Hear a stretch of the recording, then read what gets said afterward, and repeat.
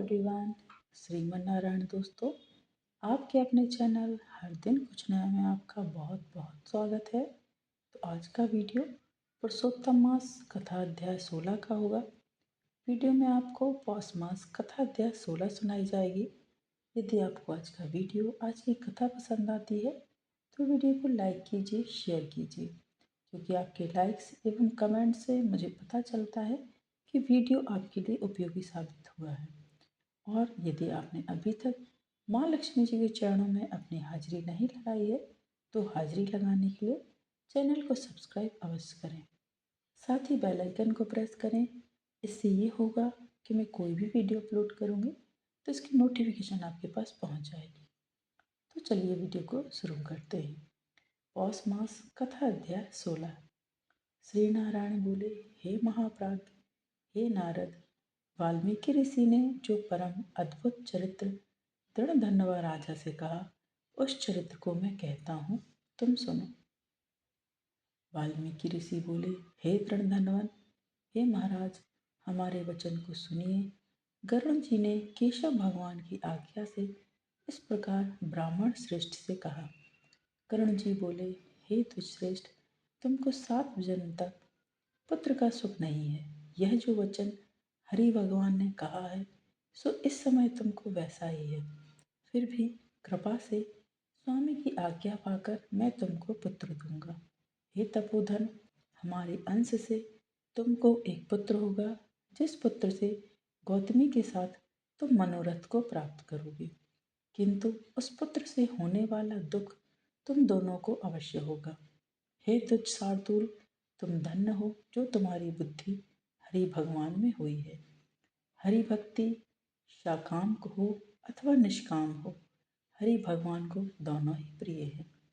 मनुष्यों का शरीर जल के बुदबुदी के समान क्षण में नाश होने वाला है। उस शरीर को प्राप्त कर जो हृदय में हरि के चरणों का चिंतन करता है वह धन्य है। इस अत्यंत दुस्तर संसार से तारने वाले हरि भगवान के अलावा दूसरा और कोई नहीं है। यह हरि भगवान की ही कृपा है से मैंने तुमको पुत्र दिया है। मन में श्री हरि को धारण कर सुखपूर्वक विचारों और उदासीन भाव से संसार के सुखों को भोगो। वाल्मीकि ऋषि बोले, गौतमी और सुदेव दोनों स्त्री पुरुष के देखते देखते उत्तम वर को देकर उसी समय गरुड़ पर सवार होकर भगवान हरि शीघ्र ही वैकुंठ को चले गए। सुदेव शर्मा भी स्त्री के साथ अपने मन के अनुसार पुत्र रूप वर को पाकर अपने घर को आए और उत्तम गृहस्थाश्रम के सुख को भोगने लगे। कुछ समय बीतने के बाद गौतमी को गर्भ रहा और 10वां महीना प्राप्त होने पर गर्भ पूर्ण हुआ। प्रसूति काल आने पर गौतमी ने उत्तम पुत्र पैदा किया और पुत्र के होने पर सुदेव शर्मा बहुत प्रसन्न हुआ। श्रेष्ठ ब्राह्मणों को बुलाकर जात कर्म संस्कार किया और अच्छी तरह स्नान कर ब्राह्मण श्रेष्ठ सुदेव शर्मा ने उन ब्राह्मणों को बहुत दान दिया। ब्राह्मण और स्वजनों के साथ बुद्धिमान सुदेव शर्मा ने नामकरण संस्कार किया। कृपालु गरुड़ जी ने प्रेम से यह पुत्र हुआ। शरतकालीन चंद्रमा के समान उदय को प्राप्त तेजस्वी यह सुख के सुदृश, इसलिए मेरा यह प्रिय पुत्र सुखदेव नाम दे वाला हो।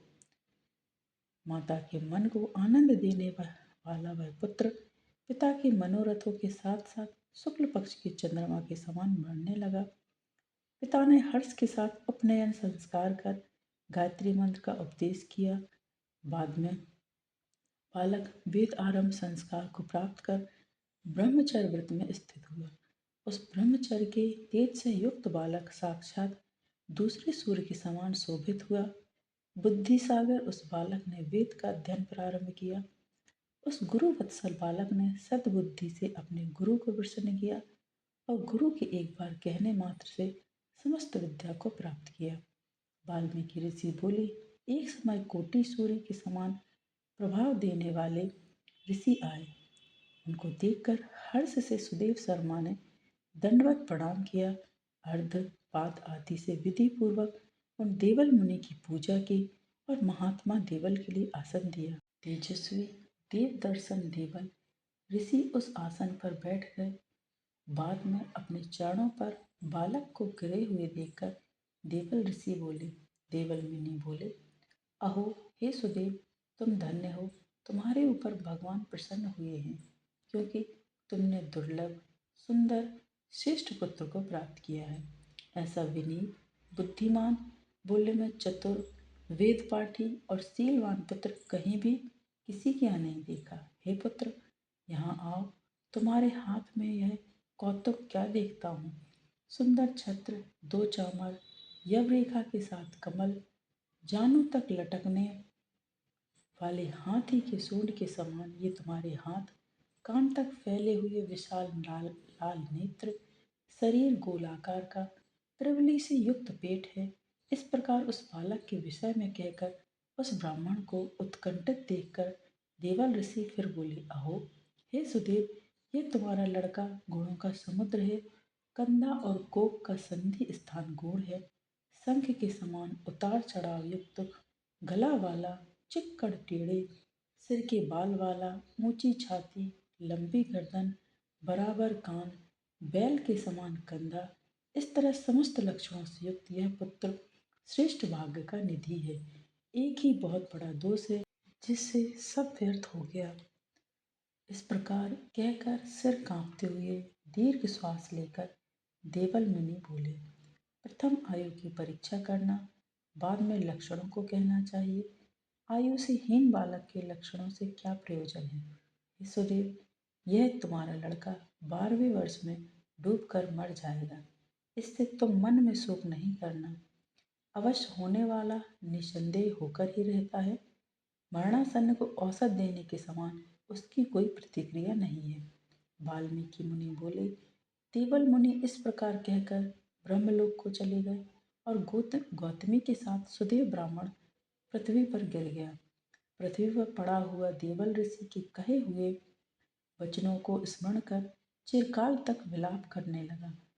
बाद में उसकी स्त्री गौतमी धैर्य धारण करती हुई पुत्र को अपनी गोद में लेकर प्रथम प्रेम से पुत्र का मुख चुंबन कर बाद में पति से बोली।